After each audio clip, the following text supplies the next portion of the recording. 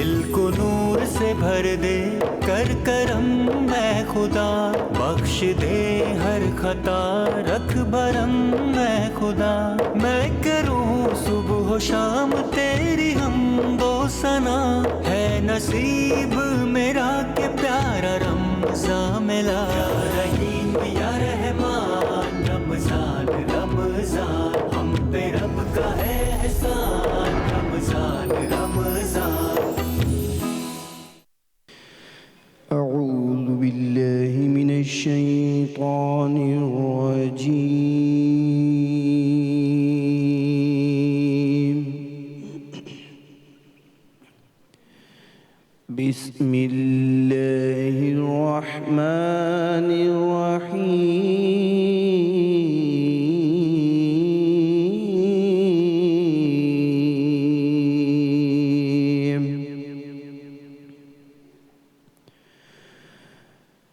ما كان على النبي من حرج فيما فرض الله له، سنة الله في الذين خلوا من قبل، وكان أمر الله قدرا مقدورا،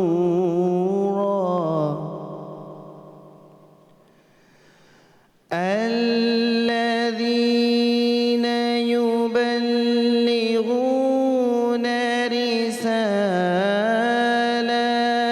الله ويخشونه ولا يخشون أحدا إلا الله،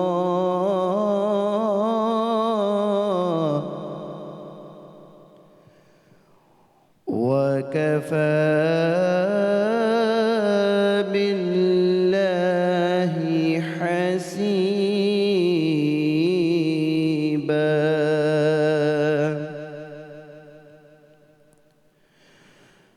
ما كان محمد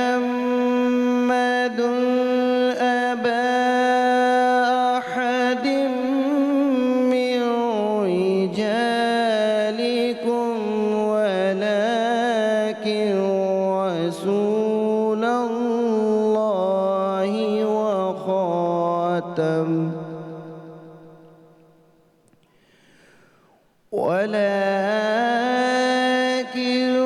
رسول الله وخاتم النبيين، وكان الله بكل شيء عليما۔ آمنت بالله صدق الله رسوله القريب۔ ترجمہ: نبی پر جو بات ڈالی جائے اس میں ان کو حرج نہیں۔ اللہ تبارک و تعالی خوب مقرر تقدیر کرنے والا ہے، اور یہ اللہ کا دستور چلا آ رہا ہے جو کہ پچھلوں پر چلتا آ رہا ہے، اور اللہ ہے بس خوب حساب لینے والا۔ محمد صلی اللہ تعالی علیہ وسلم تمہارے مردوں میں کسی کے باپ نہیں، ہاں مگر اللہ کے رسول ہیں، اور نبیوں میں آخری نبی جو پچھلے، اللہ تبارک و تعالی خوب بہتر جاننے والا ہے۔ حاضرین اکرام، ہم نے سورہ احزاب پارہ نمبر 22 کی آیت سماعت کی۔ اللہ تبارک و تعالی ہمیں قرآن کریم پڑھنے، سننے اور عمل کرنے کی توفیق مرحمت فرمائے۔ وآخر دعوانا ان الحمدللہ رب العالمین۔ آمین ثم آمین۔ جزاک اللہ۔ ہمارے ساتھ موجود تھے قاری حافظ جبران رحمانی صاحب. انہوں نے تلاوت قرآن پاک پیش کی جس سے ہماری رمضان المبارک کی اس خصوصی نشریات کا باقاعدہ آغاز ہوا. آپ تمام دوست دیکھ رہے ہیں یا رحیم یا رحمان رمضان رمضان. میں ہوں آپ کا دوست فہیم عباس. میری جانب سے اور ہماری پوری ٹیم کی جانب سے تمام دیکھنے والوں کو السلام علیکم. ہم روزانہ کوشش کرتے ہیں کہ آپ کی خدمت میں ایک الگ موضوع لے کے آئیں اور اس پہ کچھ ایسی باتیں جانیں جس سے ہماری عملی زندگی میں کوئی فائدہ ہو سکے. آج کا ہمارا موضوع نہایت ہی اہم ہے اور وہ موضوع ہے ماہ رمضان میں صدقہ و خیرات کی اہمیت اور فضیلت. جیسا کہ آپ سب جانتے ہیں کہ رمضان المبارک ایک عظیم الشان مہینہ ہے. اسے نیکیوں کا موسم بہار بھی کہا جاتا ہے اور یہ مہینہ خالق کی جانب سے مخلوق پہ ایک تحفے سے کم نہیں ہے.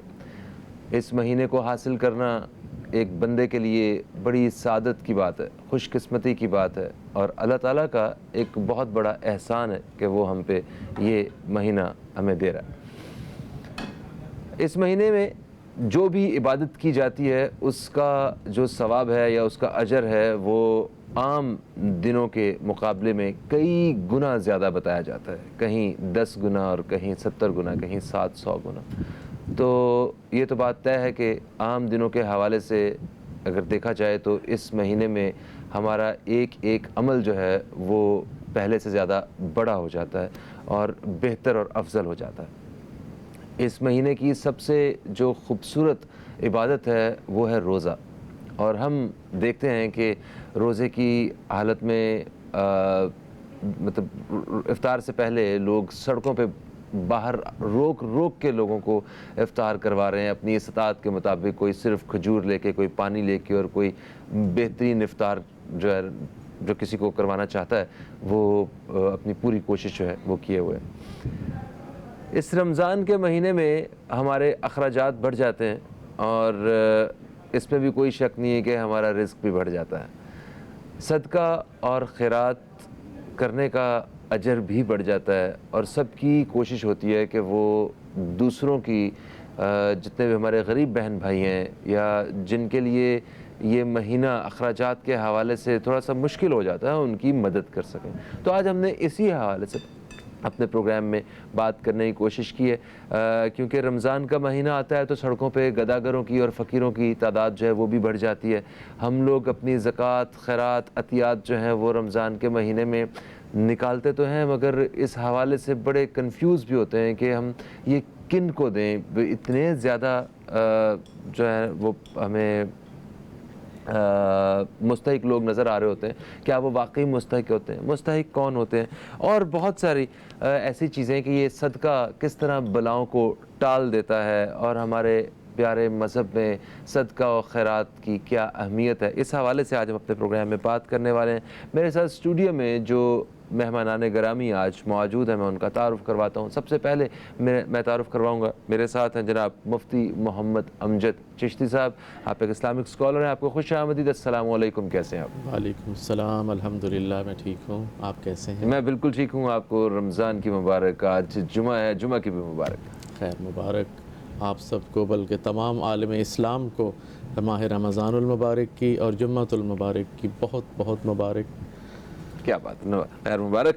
اور میرے ساتھ جو دوسری مہمان شخصیت ہیں, آپ بھی ایک نہایت ہی قابل اسلامک اسکالر ہیں اور ہمارے مختلف پروگرامز میں مختلف اسلامک ٹاپکس کے اوپر آپ رہنمائی پیش کر چکے ہیں. میرے ساتھ ہیں جناب مولانا محمد حسین رئیسی صاحب. آپ کو خوش آمدید. السلام علیکم, کیسے ہیں سر؟ علیکم السلام ورحمۃ اللہ. الحمدللہ. آپ کو بھی رمضان بہت بہت مبارک. بہت شکریہ, آپ کو بھی مبارک. اجازت ہو تو مولانا صاحب سے میں ٹاپک پہ بات چیت کا آغاز کروں. بسم اللہ ضرور.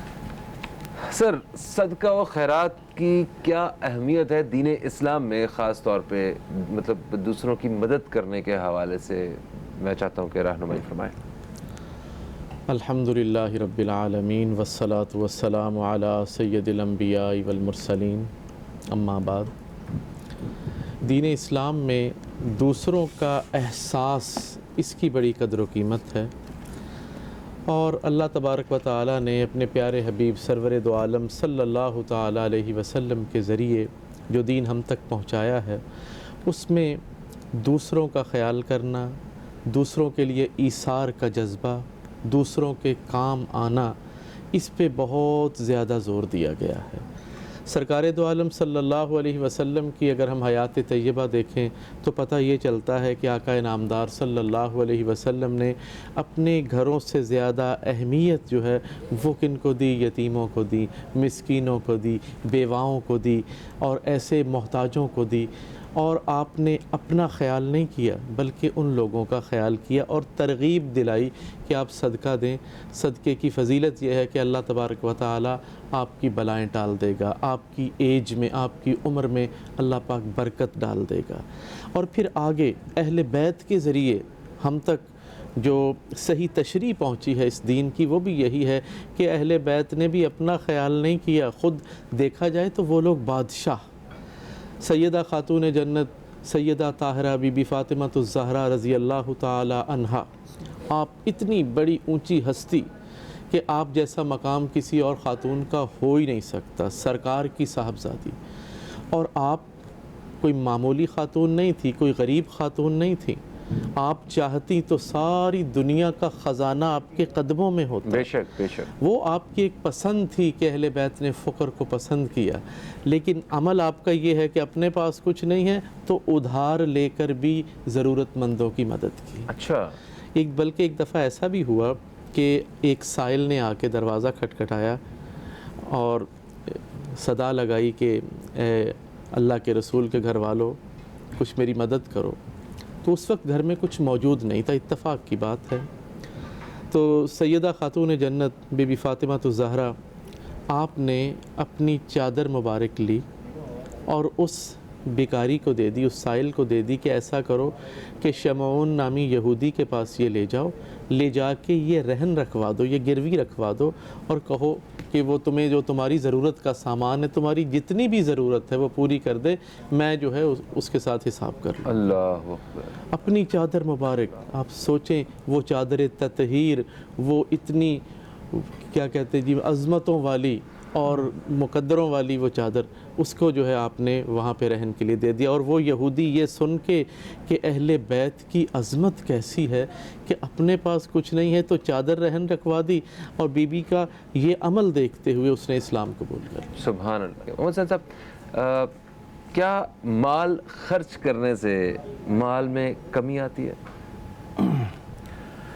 اعوذ باللہ من الشیطان الرجیم، بسم اللہ الرحمن الرحیم، وبہ نستعین انہ خیر ناصر و معین۔ سب سے پہلے آپ کے سامنے عرض کر لوں کہ درد کا احساس کرنا یہ زندہ ہونے کی دلیل ہے، دوسرے کے درد کا احساس کرنا انسان ہونے کی دلیل ہے۔ سبحان اللہ۔ کہ آپ کو دوسرے کی بھوک اور دوسرے کی ضروریات کا اگر آپ اندازہ ہے تو یہ آپ کے انسان ہونے کی دلیل ہے۔ بالکل صحیح ہے۔ دوسری بات یہ ہے کہ چاہے صدقات ہو چاہے تمام عبادات، جو عبادات ہے اس کا جو اصل مقصد ہے، امام صادق فرماتے ہیں، امام جعفر صادق فرماتے ہیں، العبادت جوہرۃ کنھھا الربوبیہ۔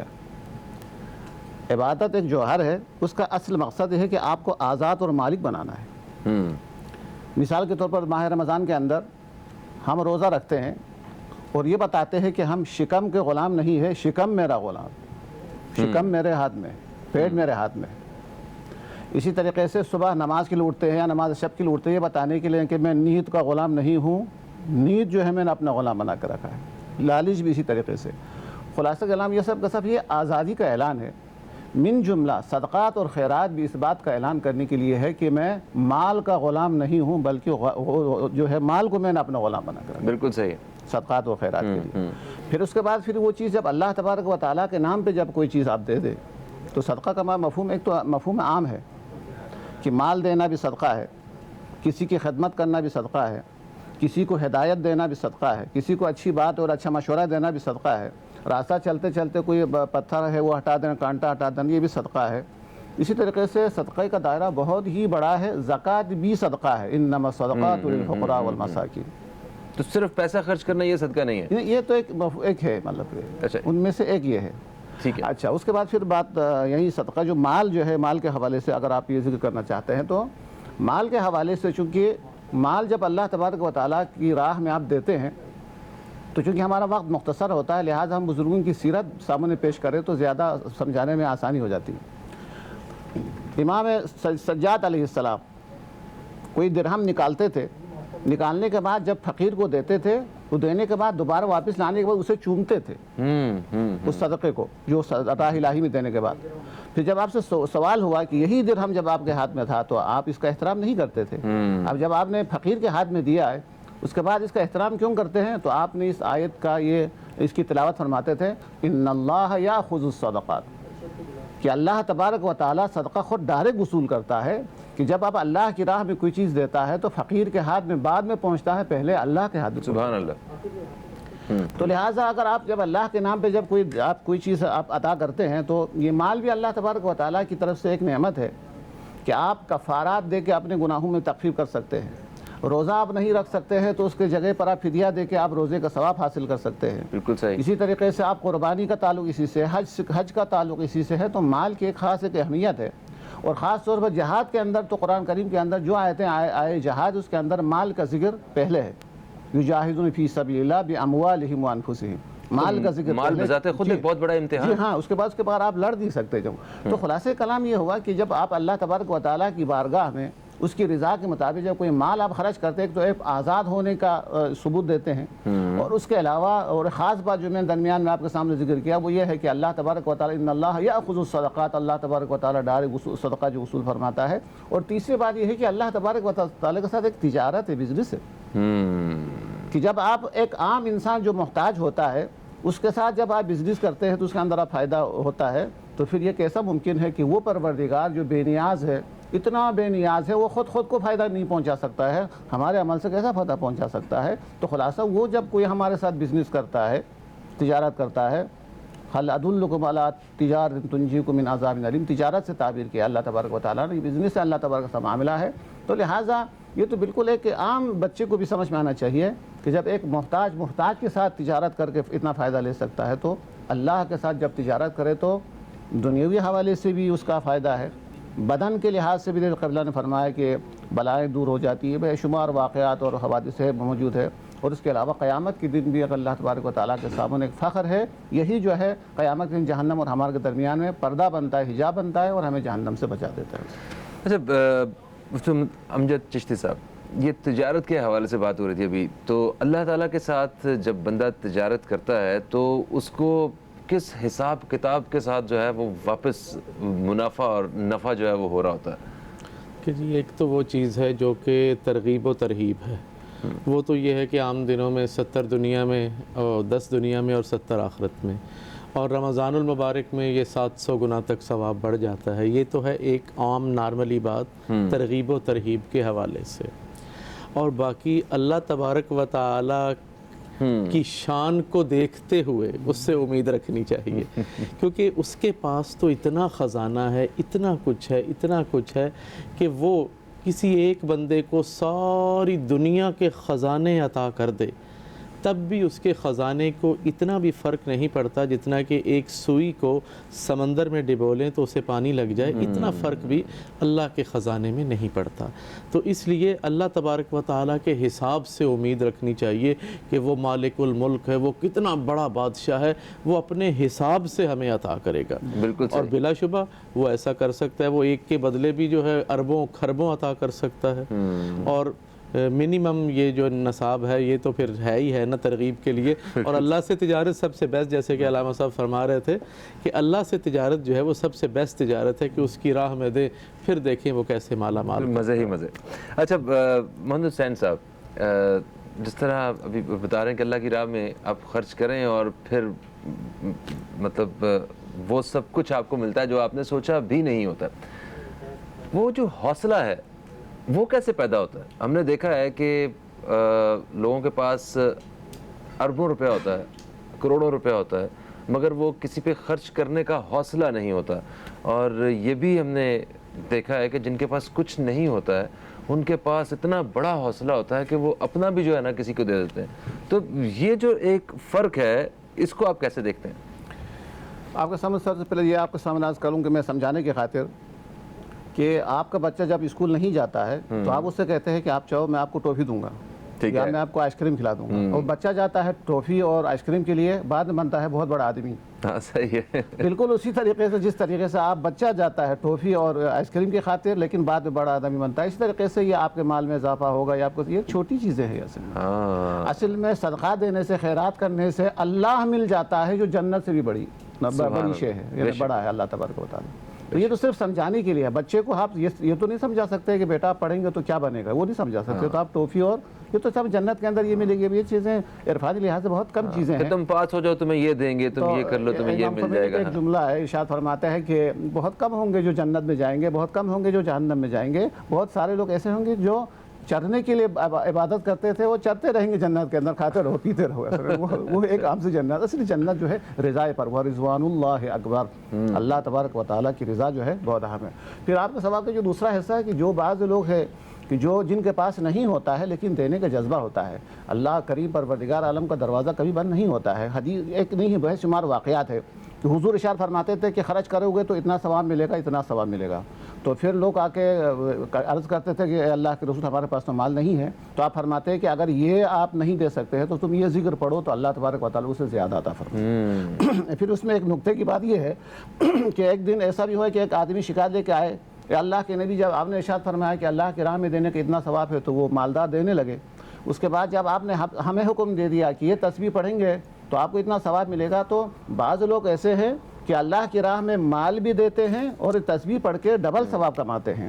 تو پیغمبر نے فرمایا کہ اللہ تبارک و تعالیٰ کی ایک توفیق ہے جو اللہ تبارک و تعالیٰ نے خاص بندوں کو عطا کیا ہے۔ تو یہ جو آپ جن افراد کی طرف اشارہ فرما رہے ہیں، ان کے پاس کچھ نہیں ہے، کچھ نہ ہونے کے باوجود دینے کا جذبہ رکھتا ہے، پروردگار عالم جو ہے ان کی نیت کی وجہ سے جتنا جذبہ رکھتا ہے اتنا ثواب اللہ تبارک و تعالیٰ عطا فرماتا ہے سبحان، اس کے نیت کے مطابق۔ بلکہ جو ہے حدیث کے اندر آیا ہے کہ عمل کے اندر اتنا ثواب نہیں ہے جتنا ثواب نیت کے اوپر ہے، کیونکہ عمل کبھی لوگوں کے لیے دکھاوے کے لیے بھی انجام دیتا ہے، وَالنِّيَّةُ خَالِصَةٌ لِرَبِّ الْعَالَمِينَ، نیت کا حال صرف خدا جانتا ہے۔ تو جس کے پاس نہیں ہے، اگر اس کے پاس جذبہ ہے، حوصلہ ہے، تو یہ اسے نعمت سمجھنا چاہیے، ان کے مال اور دولت سے زیادہ قیمتی دولت اس کے پاس موجود ہے۔ بالکل صحیح۔ اور تیسرا، جو افراد جن کو اللہ تبارک و تعالیٰ نے بہت کچھ دیا ہے، ان کے پاس بہت کچھ مال موجود ہے، اگر وہ اللہ کی راہ میں نہیں دیتا ہے تو یہ اس بات کی دلیل ہے کہ وہ مال نہیں ہے جو حضرت سلیمان کے پاس تھا، وہ مال ہے جو قارون اور شداد کے پاس موجود تھا۔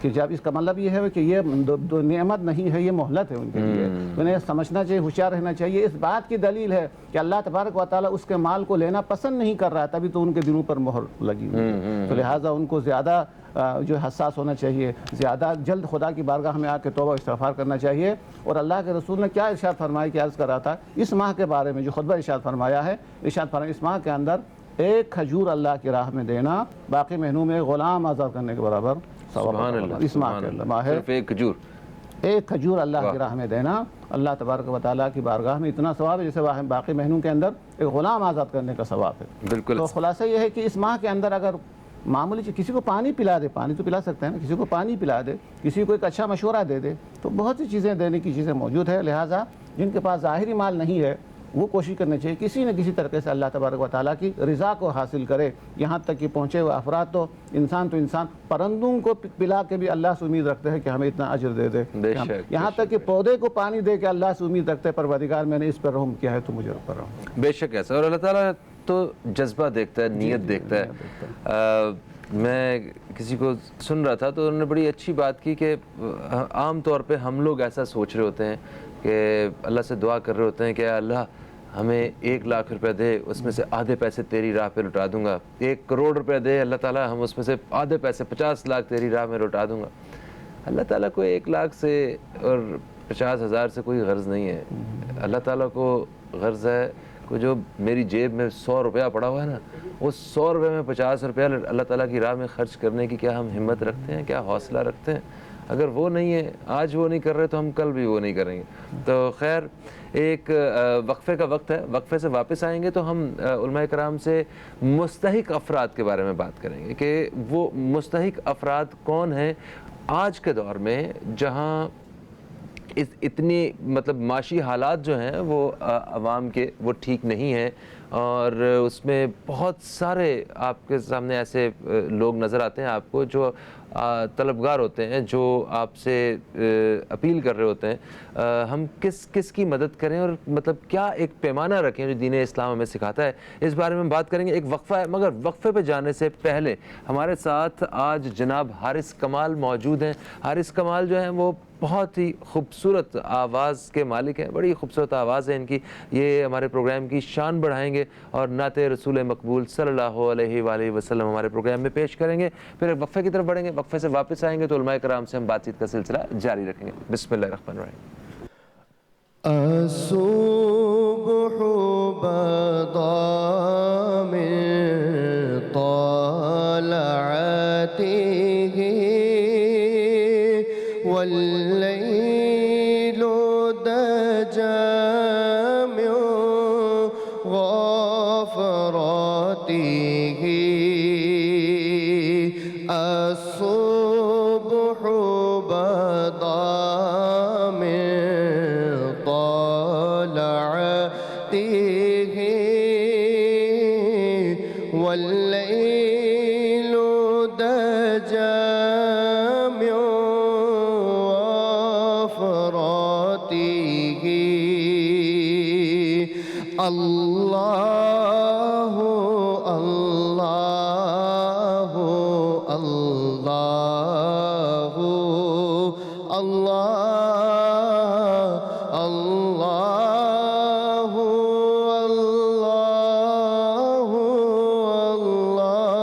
الله الله ہے نور ساحر چہرے سے تیرے اور شب کی رونق زلفوں سے اللہ اللہ اللہ اللہ اللہ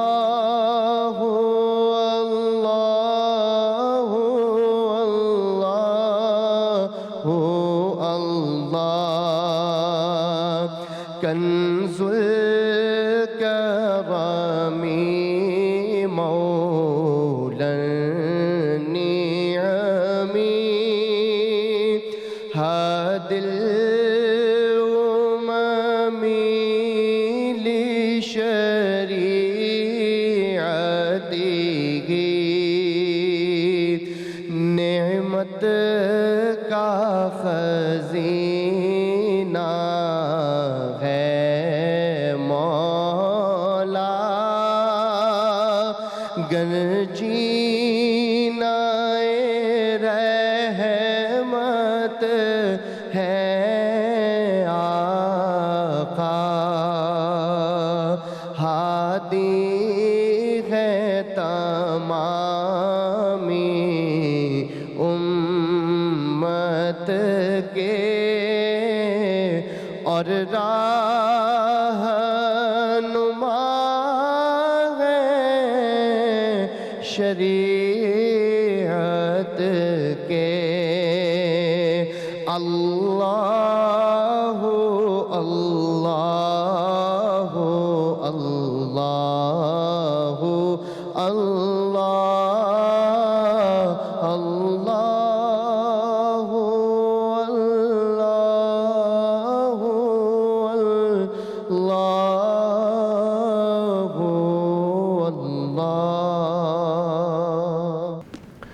ماہ رمضان میں صدقہ و خیرات کرنے کی فضیلت، یہ ہے ہمارا آج کا موضوع، اور آپ تمام ناظرین دیکھ رہے ہیں اب تک ٹیلی ویژن پہ رمضان المبارک کی خصوصی نشریات یا رحیم یا رحمان رمضان رمضان، اور میرے ساتھ آج اسٹوڈیو میں اس نشریات میں شریک ہیں جناب مولانا محمد حسین رئیسی صاحب اور مفتی محمد امجد چشتی صاحب۔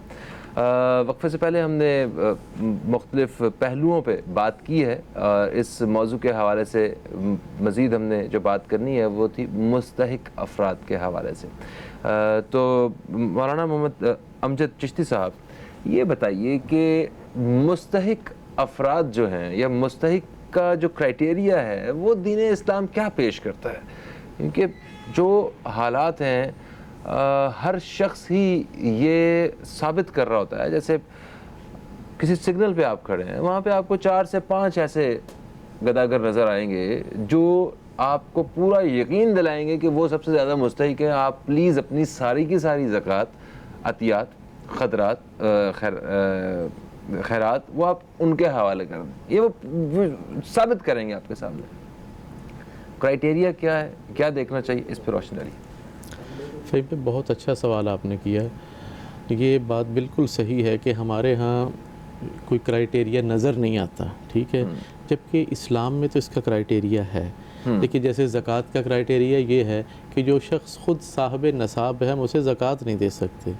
بالکل صحیح ہے جی. ایک شخص ایسا ہے کہ اس کے پاس اپنے گھر کے علاوہ اپنی دکان یا جو بھی اس کا کاروبار کی جگہ ہے اس کے علاوہ ایکسٹرا اگر اس کے پاس بینک بیلنس ہے منیمم 60 to 65,000 اور اس پہ 1 سال گزر جاتا ہے, ٹھیک ہے جی, تو اس کو تو جو اس پہ زکوٰۃ دینی ہے. ایسا شخص جس کے پاس اتنا مال جمع ہے 60-70 ہزار روپے, اس کو ہم زکوٰۃ دے نہیں سکتے.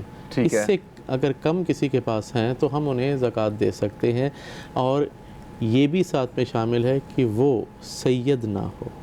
ٹھیک ہے, چونکہ سرکار دو عالم صلی اللہ تعالیٰ علیہ وسلم کی آل کی یہ خصوصیت ہے, اسپیشلٹی ہے کہ سید بھلے کسی بھی حال میں ہو وہ زکوٰۃ نہیں لے سکتا. تو سید کے لیے زکوٰۃ نہیں. آپ ویسے ان کی جو ہیلپ کریں, ویسے ان کی مدد کی جائے, اور مدد کرنے کا طریقہ بھی فہیم بھائی ایسا ہونا چاہیے کہ دوسرے کو گلٹی فیل نہ ہو, دوسرے کو برا محسوس نہ ہو. ایک اچھے انداز سے, ایک اچھے طریقے سے ان کی مدد کی جائے, اور سفید پوشوں کی تلاش کی جائے. آج کل سفید پوش بہت زیادہ ہو چکے ہیں, اور جیسے ہمارے موجودہ معاشی حالات چل رہے ہیں تو ہمیں مڈل کلاس ختم ہوتی جا رہی ہے. اور مڈل کلاس کے اندر آپ کو اتنے زیادہ لوگ ایسے ملیں گے کہ جو مستحق ہیں, لیکن اس کے باوجود ہم اس طرف نہیں جاتے. ہم وہ کہتے ہیں نا, ہم نے وہ ایک کرائٹیریا بنایا ہوا ہے کہ جو دکھتا ہے وہ بکتا ہے. ایک گیٹ اپ لوگوں کا دیکھتے ہیں ہم لوگ کہ بیکاری لگ رہے ہیں تو جی انہیں دے دیا, جو آپ کے سامنے ہاتھ پھیلاتے انہیں دیتے ہیں, انہیں دے دو. جو نہیں پھیلاتا ہم انہیں نہیں دیتے. حالانکہ ایسے بیکاریوں کو نہیں دینا چاہیے. ان کی عادت جو ہے یہ خراب ہوتی ہے. یہ تو پیشہ ور لوگ ہیں, یہ وہ لوگ ہیں جو باقاعدہ ان کا سسٹم ایسا چلتا ہے. یہ ٹھیکے پہ فقیر آتے ہیں سارے, ان کی ماہانہ انکم آپ سے زیادہ ہو سکتی ہے. بالکل آپ صحیح کہہ رہے ہیں. اور آپ ایک اور چیز آپ دیکھیں, آپ آبزرو کریں کہ سارا سال آپ کو ہمارے شہر کی گلیوں میں, سگنلز پہ آپ کو ایسے لوگ نظر نہیں آئیں گے, لیکن جب کوئی ایسا مذہبی تہوار ہمارا آنا ہوگا کہ جس میں ان کو بھیک ملنی ہے تو آپ کو ایسے ایسے چہرے, ایسے ایسے لوگ ملیں گے, کہاں سے آئے ہوئے ہوں گے صرف اس لیے کہ ہم کراچی جائیں گے اور اپنا جو ہے رمضان لگا کے آ رہے ہیں یا ہم سیزن لگا کے آ رہے ہیں. تو ایسے جو پیشہ ور گداگر ہیں ان سے اوائڈ کرنا چاہیے. ہماری کوشش, یہاں پہ بیٹھا ہوا ہوں, آن ایئر بیٹھا ہوا ہوں, میں اسی لیے یہ پیغام سب کو دینا چاہ رہا ہوں کہ ایسے لوگوں سے اوائڈ کریں, ایسے لوگوں کو بھیک نہ دیں, بلکہ تلاش کریں ایسے لوگوں کو جو کہ واقعی مستحق ہیں اور ان مستحقین کو دیں. اور زکوٰۃ کے بارے میں سب سے پہلی جو بات ہے وہ تو اپنے رشتہ دار ہیں, اپنے اقربا ہیں. سر اس پہ زکوٰۃ کے حوالے سے بھی خصوصی طور پہ بات کریں گے ہم. میں مولانا محمد حسین رئیسی صاحب کی جانب بڑھنا چاہوں گا. سر آپ مستحق افراد جو ہیں ان کی تعریف کس طرح کریں گے, اور جس طرح ابھی حضرت نے فرمایا کہ جو سڑکوں پہ کھڑے ہوئے بھیک مانگنے والے, ہاتھ پھیلانے والے جو فقیر جو لوگ ہیں, ان کو خیرات دینا, عطیات دینا کیسا ہے, اسپیشلی اس موقع پہ جب سفید پوش لوگوں کی کمی نہیں ہے؟ مصرف زکوٰۃ تو قرآن کریم کے اندر بیان ہوا ہے کہ وہ 8 اصناف ہے. انما الصدقات للفقراء والمساکین والعاملین علیہ, یہ اس میں بیان ہوا ہے زکوٰۃ کے بارے میں جو ہے.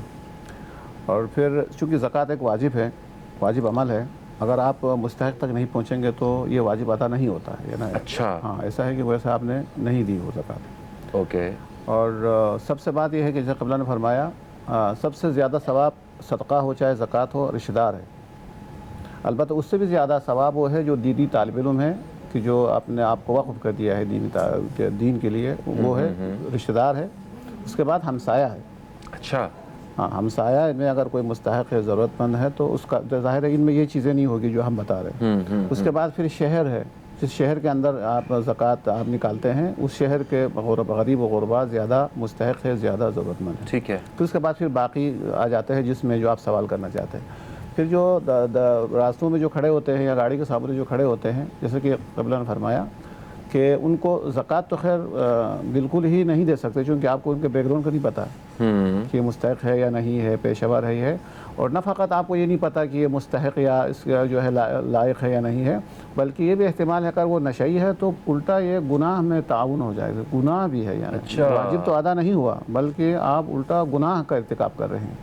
لہٰذا میں اپنے دوستوں کو عام طور پر یہی مشورہ دیتا ہوں کہ ایک طرف تو یہ بھی ہے کہ اس کا خیال رکھنا بھی ضروری ہے کہ جتنا اللہ نے ہمیں دیا ہے ہم اس کے کہاں مستحق ہیں. بے شک درست ہے. تو اس لحاظ سے اس کے بیچ کے راستہ یہ نکال لیتے ہیں، ہم ان کو بتا دیتے کہ آپ کوئی چاکلیٹ رکھ دے، بسکٹ رکھے، یہ چیزیں رکھ دے کہ جب وہ لینے آ جائے تو آپ اس کو بجائے اس کے پیسے دینے کے بجائے آپ بسکٹ دیتے. یا اگر آپ نے کیلا یا کوئی پھل لے کے بیٹھا ہے تو کہ بیٹا آپ ہے نا یہ لے لیں آپ. وہ چیزیں ایسی چیزیں ہیں جو لے جا کے فروخت کر کے گناہ میں اضافہ نہیں ہوتا، وہ یقیناً کھا ہی لے گا، تب بھی وہ جو ہے وہ گویا کہ آپ نے خالی ہاتھ بھی نہیں بھیجا ہے. اس طریقے سے کوئی ایسا راستہ نکالنا چاہیے جس میں جو ہے کسی برائی کے اندر آپ مددگار بھی نہ ہو اور وہ خالی ہاتھ بھی نہ واپس جائے.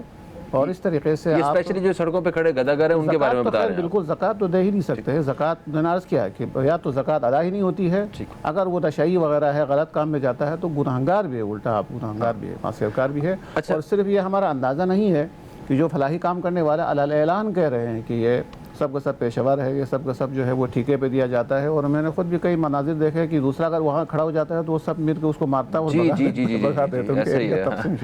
سر ایک وقفہ آ گیا، میں چاہوں گا کہ وقفے سے واپس آتے ہیں تو مکمل کیجیے گا اس رہنمائی کو، کیونکہ آپ نے کہا کہ سب سے پہلا جو حق ہے وہ آپ کے اپنے رشتہ داروں کا ہے، پھر پڑوسیوں کا ہے، محلے داروں کا ہے، آپ کے شہر والوں کا ہے. وہ کیا پیمانہ ہے کہ جس سے ہم یہ دیکھ سکتے ہیں، یہ حساب لگا سکتے ہیں کہ اوکے یہ میرا رشتہ دار یہ اس وقت مستحق ہے، یا یہ میرا پڑوسی جو ہے اس کو ضرورت ہے. لوگ اپنا پیٹ چھپاتے ہیں، وہ نہیں بتاتے ہیں، خاص طور پہ رشتہ دار، پڑوسی. تو کوئی تو ایک ایسا پیمانہ ہوگا نا جس سے ہم اندازہ لگا سکتے ہیں کہ اس کے اوپر جو ہے اس وقت ہمارے یہ جو صدقات ہیں یا ہماری جو عطیات ہیں اللہ کی راہ میں ہم جو خرچ کر رہے ہیں وہ اس تک پہنچنا چاہیے. میں دو واقعات کی طرف اشارہ کروں گا. ایک عام ایک بزرگ کا واقعہ ہے. انہوں نے ایک شاگرد کو کہا کہ آپ جائیں یہاں سے، کہ میرے کلاس میں بیٹھنے کا آپ کو حق نہیں ہے، یعنی میری شاگردی کا آپ مستحق نہیں ہے. اس کو کھڑا کر دیا. اس نے کہا میرا جرم کیا ہے؟ تو فرمایا کہ جرم یہ ہے کہ تمہارا پڑوسی جو ہے آج بھوکا سویا ہے. تو انہوں نے کہہ دیا حضور مجھے پتہ نہیں تھا، اگر پتہ ہوتا تو میں ضرور اس کی مدد کر لیتا. تو انہوں نے فرمایا کہ چونکہ پتہ نہیں تھا اس لیے کلاس سے اٹھا رہا ہوں، اگر پتہ ہو کہ ایسا کرتا میں تم دین سے خارج کر لیتا. اللہ اکبر. بزرگان کا یہ نظریہ ہوتا ہے. اب دوسرا میں مولا کائنات کا واقعہ سناتا ہوں کہ بیت المال سے اس شخص کو جس کو وہ اتنا ضرورت مند بھی نہیں تھا کہ وہ یہاں آپ کے لے لے، اس کے لیے کچھ زیادہ حصہ رکھا. مجھ جیسے ایک شخص نے کہا مولا وہ تو آیا بھی نہیں ہے، آپ نے زیادہ حصہ رکھا ہے. تو فرمایا کہ خدا تم جیسا ہماری امت میں پیدا ہی نہ کرے کہ میں سخاوت کر رہا ہوں، تم بخل کر رہے ہو. پھر فرمایا کہ میں اس کو اس سے زیادہ حصہ اس لیے رکھ رہا ہوں، ابھی تک اس نے اپنا ہاتھ جو اللہ کے علاوہ کسی اور کے سامنے نہیں پھیلایا ہے. میں نہیں چاہتا کہ وہ مجبور ہو کے کسی کے سامنے ہاتھ پھیلائے. پھر اس سے پہلے کہ وہ ہاتھ پھیلائے میں اس کا ہاتھ کو اسی اللہ تک محدود رکھنا چاہتا ہوں. پھر فرمایا کہ اگر میں اس کو حصہ نہیں دوں تو ایک دن مجبور ہو کے میرے سامنے وہ ہاتھ پھیلائے گا. اور جب ہاتھ پھیلائے گا تو یہ ہے اصل قیمت جو اسلام کا جو اصل ہے، کیونکہ پیغمبر علیہ صلی اللہ علیہ وسلم کا جو دین کا جو خلاصہ وہ علی ہے. یعنی جس طرح قرآن معجزہ ہے علی بھی معجزہ ہے. درست ہے. جس طرح سے قرآن بے مثل ہے علی بھی بے مثل ہے، اس میں شک نہیں ہے. تو آپ نے کیا بے مثل جملہ ارشاد فرمایا کہ اگر میں اس کو یہ حصہ نہ دوں، یعنی ضرورت پیش آنے سے پہلے اس کی ضرورت پوری نہ کروں، تو ایک دن مجبور ہو کے وہ میرے سامنے ہاتھ پھیلا دے گا. جب وہ ہاتھ پھیلا دے گا اس کی آبروریزی ہو جائے گی. جب اس کی آبروریزی ہو جائے گی تو بیت المال تو کیا میں پوری کائنات دے کہ اس کی آبرو کی قیمت ادا نہیں کر سکوں. اللہ اکبر. کہنے کا مطلب یہ ہے کہ آپ کو پہلے ہی سے پتہ ہونا چاہیے ان کی ضرورت کیا ہے. جیسے قبلہ نے ارشاد فرمایا کہ تحفے کے طور پر آپ کو یہ بتانے کی ضرورت نہیں ہے کہ یہ زکوٰۃ ہے، یہ خیرات ہے، نہیں، یہ تحفہ ہے، یہ گفٹ ہے، یہ آپ کا اپنا مال ہے. اس طریقے سے آپ اس کو دینا چاہیے. کوئی بتانے کی ضرورت نہیں ہے.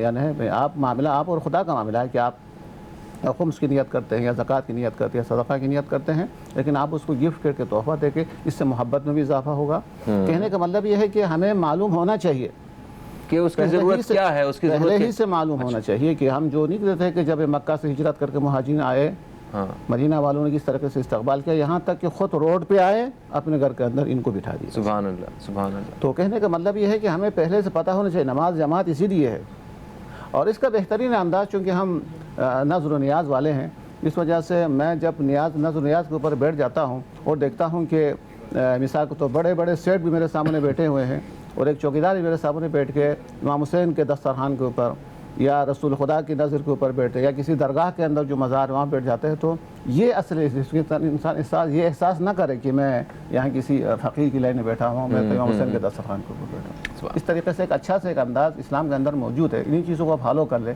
تو یہ چیزیں جو ہے ختم ہو سکتی ہے. غریب کو احساس بھی نہیں ہوگا کہ ہم جو ہے وہ غریب ہے، بلکہ وہ احساس ہوگا کہ ہم امام حسین کے مہمان ہیں. ماہ رمضان کے اندر بھی یہی ہے کہ میں عرض کر رہا تھا کہ ماہ رمضان کے اندر غریبوں کو دو صنف کے بارے میں خاص سفارش کرتا ہوں.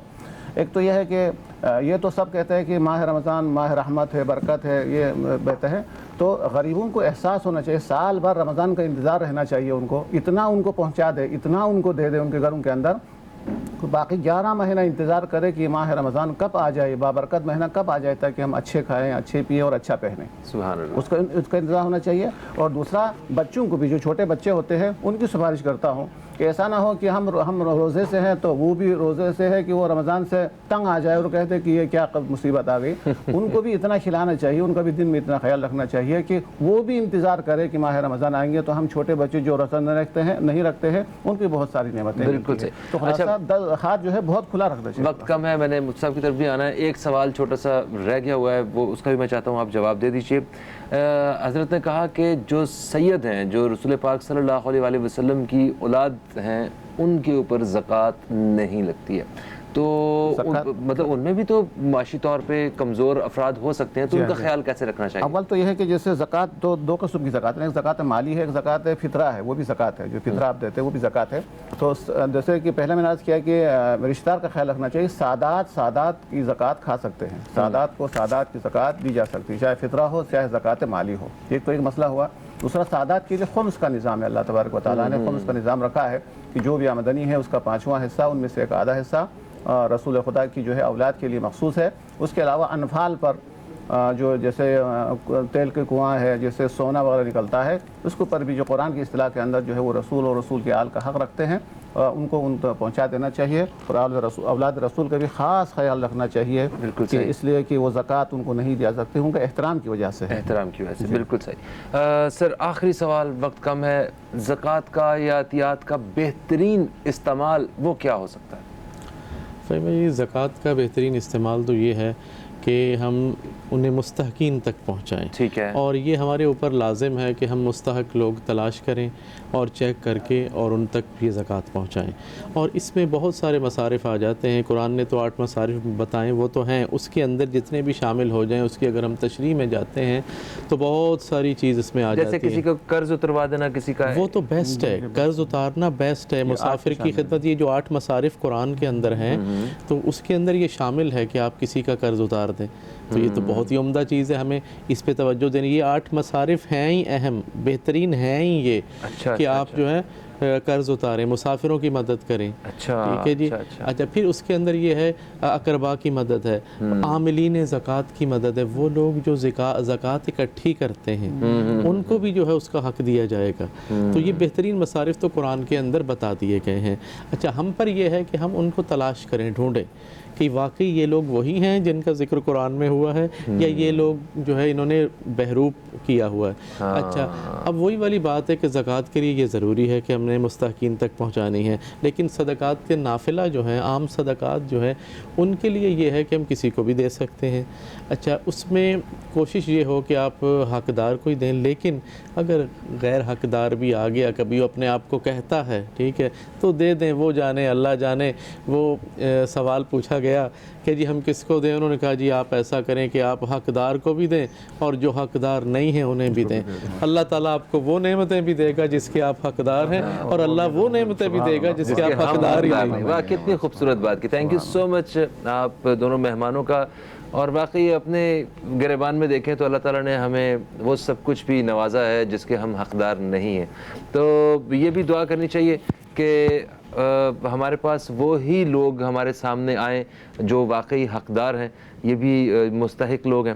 اور دین اسلام یہ اتنا خوبصورت نظام پیش کرتا ہے نا کہ معاشی نظام میں ایک دم توازن جو ہے وہ برقرار ہو سکتا ہے اگر ہم صحیح معنوں میں اپنے زکوٰۃ نکالیں، ہم عطیات نکالیں، نہ کہ ہم چور راستے ڈھونڈتے رہیں کہ نہیں میرے اوپر تو زکوٰۃ نہیں بنتی ہے، میرے اوپر اتنی بنتی ہے. اللہ کی راہ میں خرچ کرنا کوئی گھاٹے کا سودا نہیں ہے، یہ صرف فائدے کا ہی سودا ہے. اور اگر ہم کاروبار میں اور اپنے مال میں فائدہ چاہتے ہیں تو دل کھول کے ہمیں خرچ کرنے کی ضرورت ہے. فہیم عباس کو اور ہماری اس خصوصی نشریات کی ٹیم کو دیں اجازت. آپ سے انشاءاللہ پھر ملاقات ہوگی، تب تک کے لیے خدا حافظ. پاکستان زندہ باد. رب کا احسان رمضان رمضان